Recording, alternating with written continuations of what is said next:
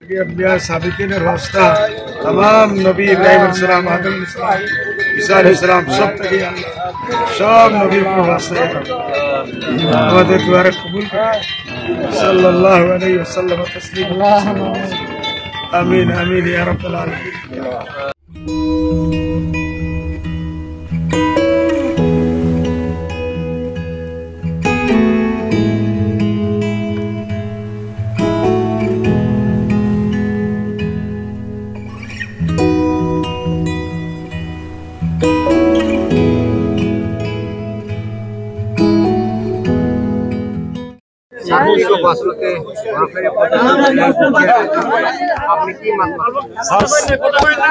গৰাখনীয়া যে হালত হৈ আছে অসমত এইটো ক'ব লগা একো নাই, কোনো ভাষা নাই, কোনো জবান নাই, কোনো ৱাৰ্ড নাই।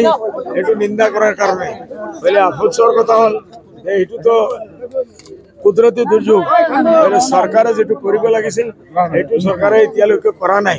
কোনো জেগাত ৰিলিফ দিছে, কোনো জেগাত দিয়া নাই, কোনো জেগাত মাত্ৰ একদিনত দিছে।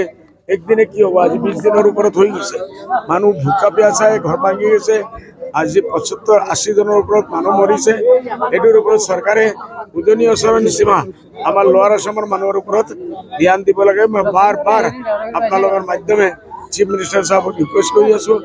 আৰু আমি দিল্লীতো চিঠি লিখিছোঁ, আপোনালোকে জানে 20,000 কোটি টকাৰ পেকেজৰ কাৰণে ৰাহুল গান্ধীজীকো লিখিছোঁ। এই 22 তাৰিখ থেকে পাৰ্লিমেণ্ট আৰম্ভ হ'ব। তেখেতক আমি ৰিকুৱেষ্ট কৰিছোঁ বোলে এইটো সমস্যাটো আপুনি পাৰ্লিমেণ্টে উঠাওক। এনে যোৱা দিনো আজি 15 বছৰৰ পৰা মহিসকলে এই ফ্লাড ইৰোশ্যন চবৰ কথা মই মাতি আছোঁ। নেশ্যনেল কেলামিটি ডিক্লেয়াৰ কৰিব লাগে।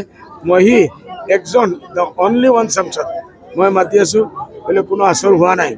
এইবাৰ ৰাহুল গান্ধীজী পাৰ্টি আগৰ পৰা বেছি শক্তিমান হৈছে আৰু তেখেতৰ এটা প্ৰভাৱ আছে মোদীজীৰ ওপৰত আর এনডিএ গভর্নমেন্টের উপরত। ইন্ডিয়া গভর্নমেন্টে এটার উপরত হেঁচা দিব বই।